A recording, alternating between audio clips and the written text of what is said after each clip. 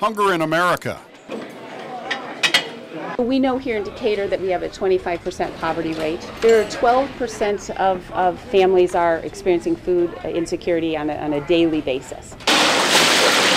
The Good Samaritan Inn on North Union in Decatur serves dozens of people each day, even more with the holidays. Absolutely. Absolutely. Right now, on average, 300 a day. The alarming statistic, the number of children who are food insecure, hungry.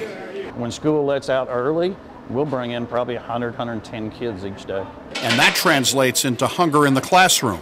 School is closed for the Thanksgiving holiday, but when kids return on Monday, all our kids get to eat free lunch, free breakfast every day. You heard right. 100% of Decatur public school children receive free breakfast and lunch, according to Superintendent Dr. Paul Frigo. Between breakfast and lunch each year here in Decatur Public Schools, we serve 1.9 million meals. Sometimes they don't get to eat at home. We make sure they get a meal here. Not having a meal often means the difference between learning and poor classroom performance. Imagine you're sitting in your office or at work and you haven't eaten all day. Are you going to be at the top-notch employee for your company? Probably not. When students are hungry, then oftentimes we're going to see that shown in their behavior. So you're going to have an increase of kind of negative behavior. Charities, student groups, and individual schools are stepping in to try and feed kids when school is not in session. Millikan University's Big Blue Backpack program is a student-run initiative to feed and provide children at Dennis Lab School with enough food to make it through weekends when food may not be available.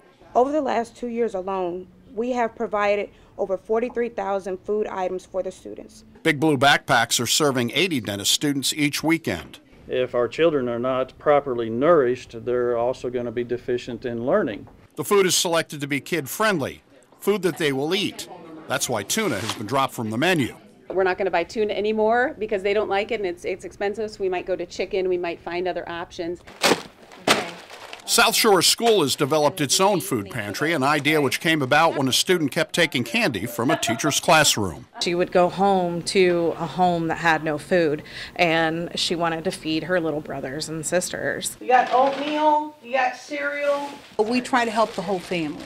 We're doing between 20 and 23 families, and it averages out between 100 and 120 people. We actually drop food off at their houses every 2 weeks. We have families that are considered homeless. They're staying with friends on friends' couches or whatever the case may be, and there may be a family of 8 living in one home with one income. Flamin' Hot Cheetos. Flamin' Hot. Instant oatmeal, macaroni and cheese, pull top canned soups. So we just opened up a food pantry out at Richland Community College. The pantry at Richland is needed as students find it difficult to make ends meet financially. What we've noticed over the last 4 or 5 years is a growing trend in hunger insecurities on the college campuses.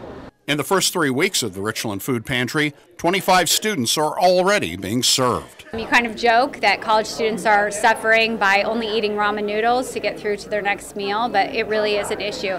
Hunger, a valuable lesson for students who help their classmates. And no matter how bad your circumstances are, you can always reach out and help somebody else who might be in need.